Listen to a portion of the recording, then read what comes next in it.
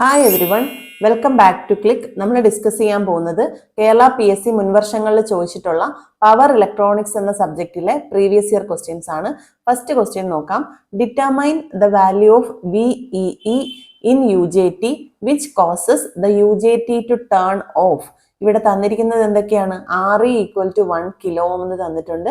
IV equal to 10 milli ആംപിയറിന് തന്നിട്ടുണ്ട്. IV equal to 10 milli ampere equal to 10 into 10⁻³ ampere ആണ്. അതേപോലെ തന്നെ എമിറ്റർ റെസിസ്റ്റൻസ് RE എന്ന് പറയുന്നത് 1 കിലോ ഓം ആണ് തന്നിട്ടുണ്ട്. അത് എത്രയാണ്? 1 ഇൻറ്റു 10⁻³ ഓം ആയിരിക്കും. ഓക്കെ, ഇവിടെ കണ്ടുപിടിക്കേണ്ടത് VEE ആണ്. VEE എന്ന് പറഞ്ഞാൽ എന്താണ്? എമിറ്റർ സപ്ലൈ വോൾട്ടേജ് ആണ്. ഓക്കെ, എമിറ്റർ സപ്ലൈ വോൾട്ടേജ് ആണ് UJTയുടെ കണ്ടുപിടിക്കേണ്ടത് ഇവിടെ. അപ്പോൾ ഇതെന്ന് പറയുന്നത് it is the voltage source connected to the emitter terminal of the UJTക്ക് നമുക്കറിയാം 3 ടെർമിനൽ ആണ് ഉള്ളത്. ഏതൊക്കെയാണ് ആ ടെർമിനൽസ്? ഒരു എമിറ്റർ ഉണ്ടാവും, പിന്നെ ഒരു ബേസ് ഉണ്ടാവും, പിന്നെയും ഒരു ബേസ് ഉണ്ടാവും. 2 ബേസസും അതുപോലെ തന്നെ ഒരു എമിറ്ററുമാണ്. അപ്പോൾ ആ എമിറ്റർ ടെർമിനൽ അക്രോസ് ഉള്ള വോൾട്ടേജ് ആണ് ഇവിടെ ക്വസ്റ്റ്യനിൽ ചോദിച്ചിരിക്കുന്നത്. അപ്പോൾ VEE കണ്ടുപിടിക്കണമെങ്കിൽ നമുക്ക് ആദ്യം VBB അറിയണം. എന്താണ് ഈ VBB എന്ന് പറയുന്നത്? Forward voltage drop between these 2 bases. Okay, അപ്പോൾ VEE എന്ന് പറയുന്നതിന്റെ ഇക്വേഷൻ ആണ് ഈറ്റ ഇൻറ്റു VBB പ്ലസ് VD എന്ന് പറയുന്നത്. ഇവിടെ VD എന്ന് പറയുന്നത് forward voltage drop of emitter diode ആണ്. ഇവിടെ ഈറ്റ എന്ന് പറയുന്നത് നമുക്ക് ഇൻട്രിൻസിക് സ്റ്റാൻഡ് ഓഫ് റേഷ്യോ ആണ്. അത് 0.65 എന്നാണ് നമ്മുടെ കാൽക്കുലേഷൻസിൽ എടുക്കുന്നത്. ഈ വാല്യൂ ഓർത്ത് വെച്ചേക്കുക, ഇത് കാണാതെ പഠിക്കുക. ഈറ്റ 0.65 എന്നാണ് എടുക്കുന്നത്. അപ്പോൾ നമുക്ക് കണ്ടുപിടിക്കേണ്ടത് VEE ആണ്. ഫസ്റ്റ് നമ്മൾ VBB കണ്ടുപിടിക്കുക. VBB കണ്ടുപിടിക്കാൻ യൂസ് ചെയ്യുന്ന ഇക്വേഷൻ RB1 ലെസ് ദാൻ ഈറ്റ VBB പ്ലസ് 0.7.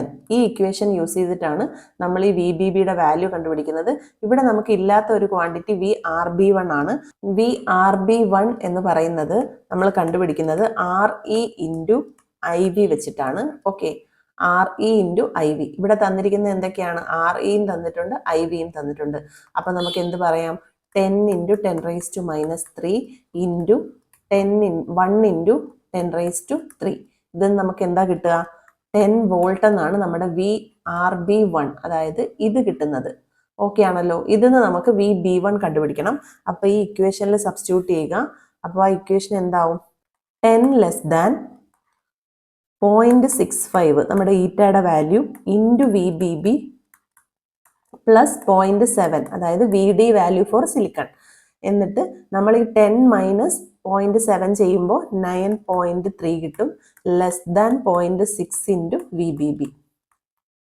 ഓക്കെ ആണല്ലോ.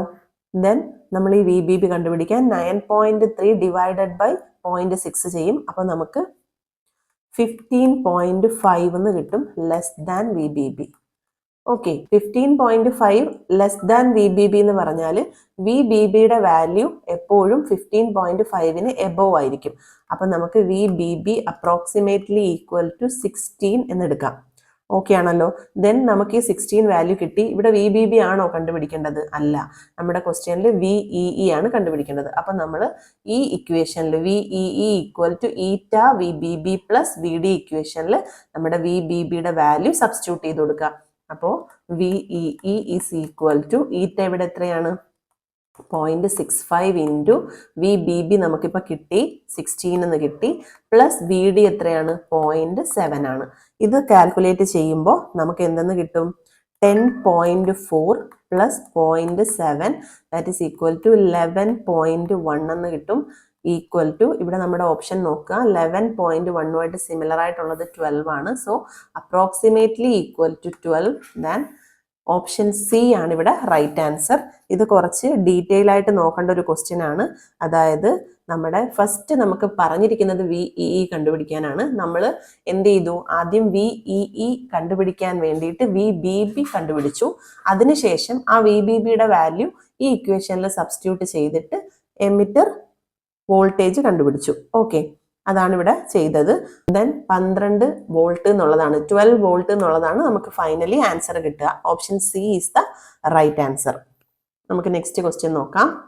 Turn off of SCR is typically measured from the instant.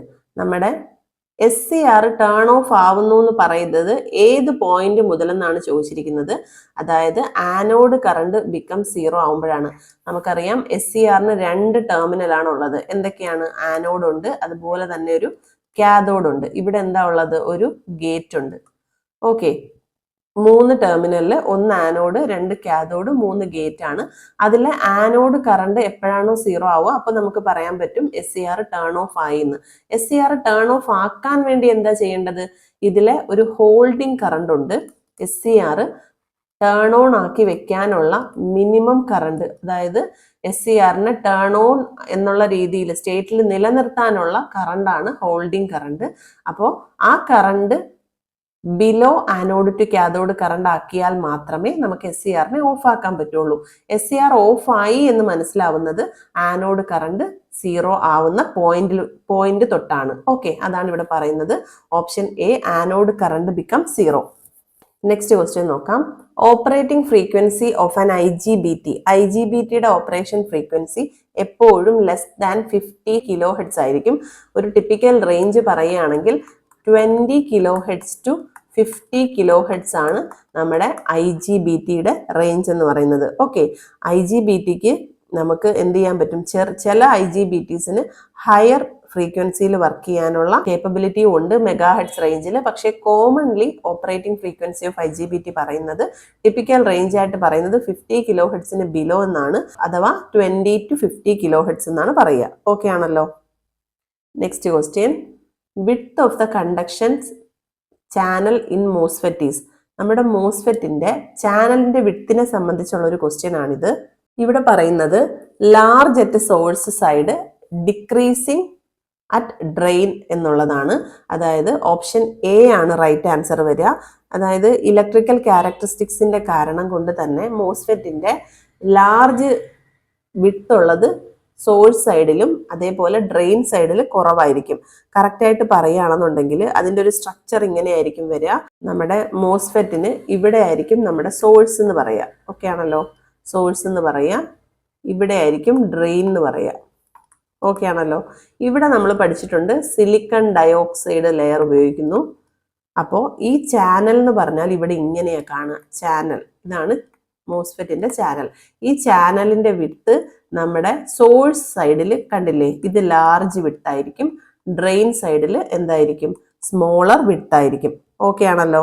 അതുകൊണ്ട് നമുക്ക് ഓപ്ഷൻ എ ആണ് ഇവിടെ correct. Large at source side and decreasing at drain end എന്നുള്ളതാണ് correct answer. Next question, pinch off voltage of JFET is. Pinch off voltage of JFET എന്ന് പറയുന്നത് the drain to source voltage at which the drain current starts to saturate. Option C ആണ് ഇവിടെ right answer. അതായത് ജെഫെറ്റിന്റെ pinch off വോൾട്ടേജിന്റെ definition drain to source voltage ആണ് at which drain current starts to saturate. Drain current saturate ചെയ്യാൻ start ചെയ്യുന്ന പോയിന്റിലെ drained source voltage measure ചെയ്യുമ്പോൾ കിട്ടുന്നതാണ് നമുക്ക് pinch off voltage of JFET എന്ന് പറയുന്നത്. ഓക്കെ ആണല്ലോ. സോ ഇവിടെ ഓപ്ഷൻ സി ആണ് right answer. Next question, when latch-up occurs in IGBT, IC is no longer controllable. അതായത് IGBTയിലെ ഒരു പ്രത്യേക പോയിന്റ് ആണ് ലാച്ചപ്പ് എന്ന് പറയുന്നത്. അപ്പോൾ ആ ലാച്ചപ്പ് ഒക്കർ ചെയ്ത് കഴിഞ്ഞാൽ IGBTയിലെ IC എന്ന് പറയുന്നത് കൺട്രോളബിൾ ആയിരിക്കില്ല. സോ ഓപ്ഷൻ എ ആണ്.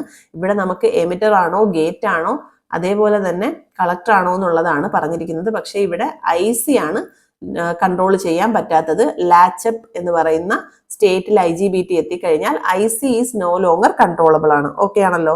അപ്പോൾ ഓപ്ഷൻ എ ആണ് ഇവിടെ right answer. Next question, in a N channel JFET, if the gate voltage VGS is made more negative, then N channel JFETില് VGS എന്ന് പറയുന്നത് മോർ നെഗറ്റീവ് ആവുമ്പോൾ ഉണ്ടാവുന്ന ഒരു കാര്യത്തെ പറ്റിയിട്ടാണ് ഇവിടെ ചോദിക്കുന്നത്. ചാനൽ കണ്ടക്ടിവിറ്റി ഡിക്രീസ് ചെയ്യും. N ചാനൽ JFETില് ഗേറ്റ് വോൾട്ടേജ് VGS എന്ന് പറയുന്നത് മോർ നെഗറ്റീവ് ആവുമ്പോൾ അതിന്റെ ചാനൽ കണ്ടക്ടിവിറ്റി ആണ് എന്ത് ചെയ്യുന്നത്? കുറയുന്നത്. സോ ഓപ്ഷൻ ബി ആണ് റൈറ്റ് ആൻസർ. അതായത് depletion region gate to channel ജംഗ്ഷനിലെ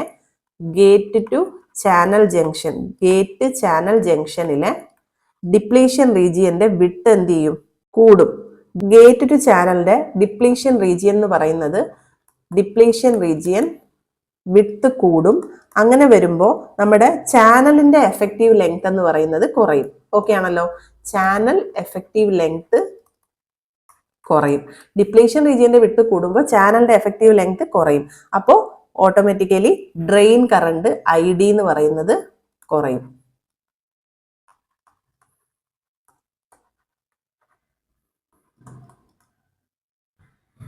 ദാറ്റ് മീൻസ് ചാനലിന്റെ കണ്ടക്ടിവിറ്റി കുറഞ്ഞു. അതാണ് അതിന്റെ മീനിങ്. ID കുറഞ്ഞു എന്ന് പറഞ്ഞാൽ ചാനലിന്റെ കണ്ടക്ടിവിറ്റി കുറഞ്ഞു. Gate voltage VGS more negative ആകുമ്പോൾ ഗേറ്റ് ചാനൽ ഡിപ്ലീഷൻ വിട്ട് കൂടും.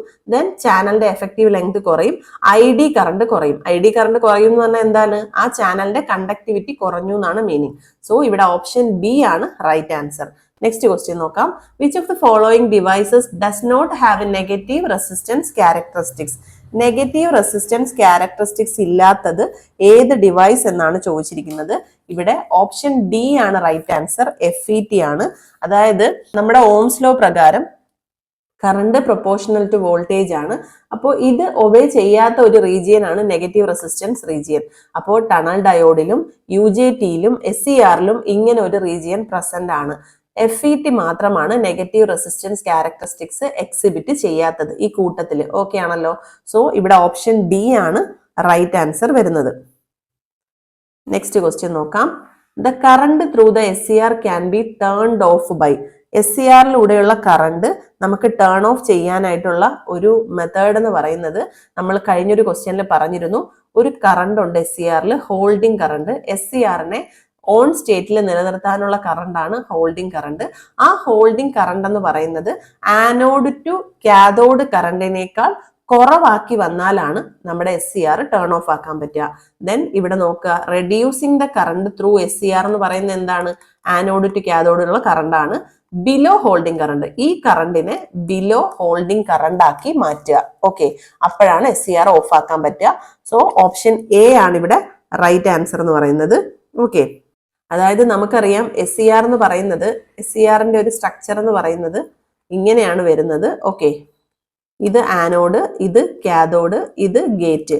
അപ്പൊ നമ്മൾ SCR ടേൺ ഓൺ ആക്കാൻ യൂസ് ചെയ്യുന്ന മെത്തേഡ് ഗേറ്റിന്റെ അവിടെ ഒരു സിഗ്നൽ കൊടുക്കുന്നു, ഒരു പൾസ് കൊടുക്കുന്നു. ഗേറ്റ് പൾസ് കൊടുക്കുമ്പോഴാണ് SCR ടേൺ ഓൺ ആവുന്നത്.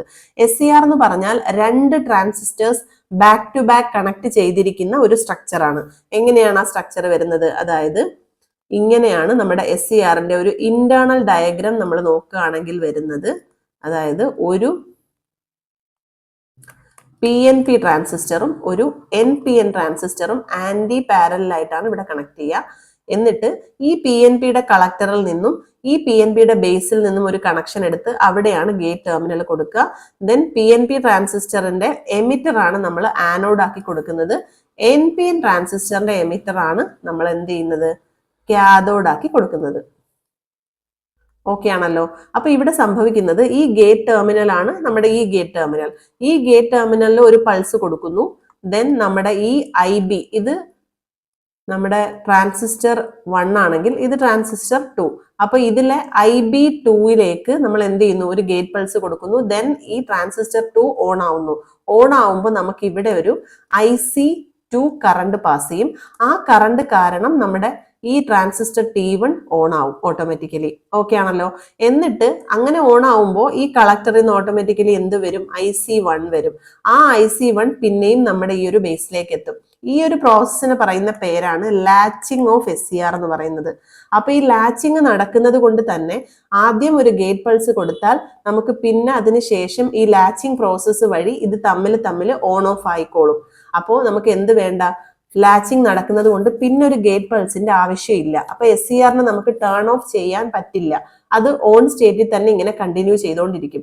എപ്പോഴാണോ നമുക്ക് SCR-നെ ടേൺ ഓഫ് ആക്കേണ്ടത്, ആ ടൈമിൽ നമ്മൾ ഈ ആനോഡ് ടെർമിനൽ അതുപോലെ കാഥോഡ് ടെർമിനൽ ഇതിനിടയിലുള്ള നമ്മുടെ കറണ്ട് എന്ന് പറയുന്നത് ഹോൾഡിംഗ് കറണ്ട് എന്നൊരു ടേമിനേക്കാൾ SCR-നെ ടേൺ ഓൺ ആക്കി നിർത്താനുള്ള മിനിമം കറണ്ട് ആണ് എന്ത്? Holding current.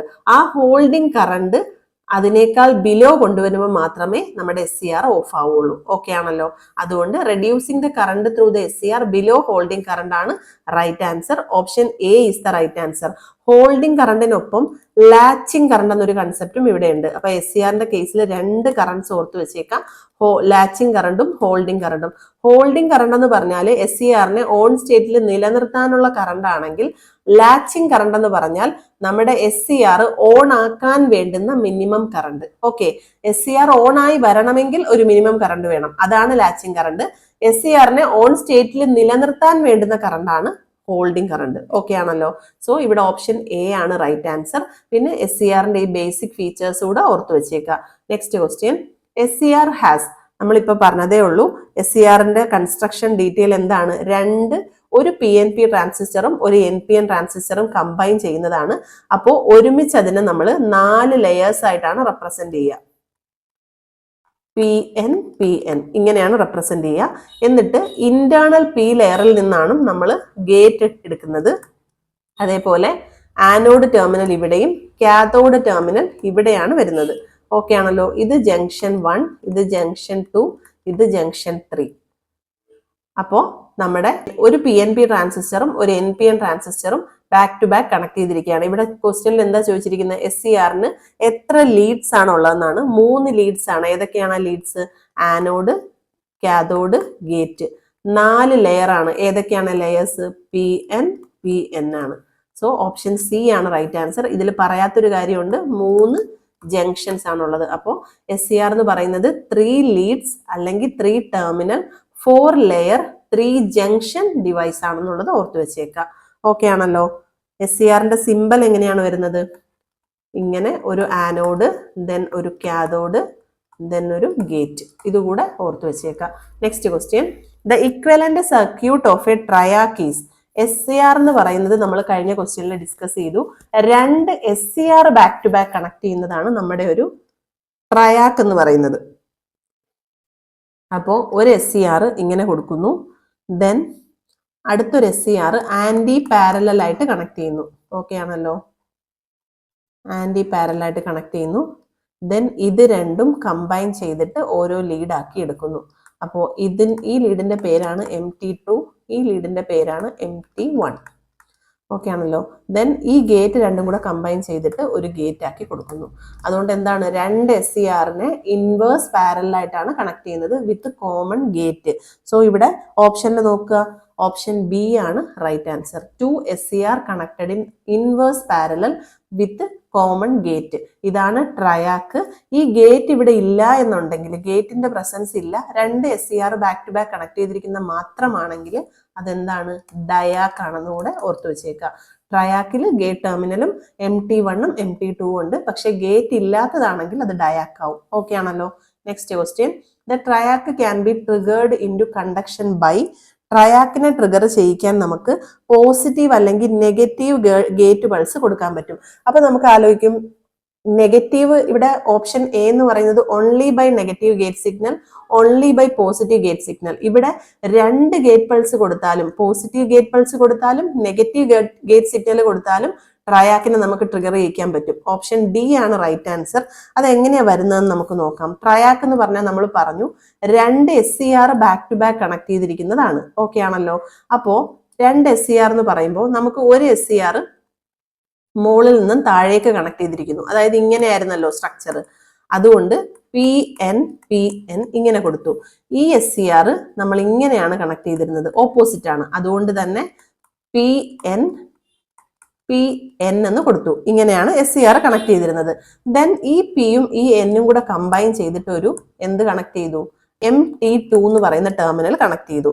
ദെൻ ഇതിലെ P എടുത്തിട്ട് അതേപോലെ തന്നെ ഇവിടുന്ന് നമ്മൾ N ആണ് എടുത്തത്. N എടുത്തിട്ട് നേരെ നമ്മുടെ ഗേറ്റ് കൊടുക്കുന്നു. ഇതാണ് ഗേറ്റ് ടെർമിനൽ. ഓക്കെ ആണല്ലോ. ദെൻ ഈ Nഉം ഈ Pയും കൂടെ എടുത്തിട്ടാണ് ഇവിടെ കണക്ട് ചെയ്യുന്നത്, നമ്മുടെ MT1ൽ കണക്ട് ചെയ്യുന്നത്. ഇതാണ് നമ്മുടെ ഒരു ട്രയാക്കിന്റെ സ്ട്രക്ചർ എന്ന് പറയുന്നത്.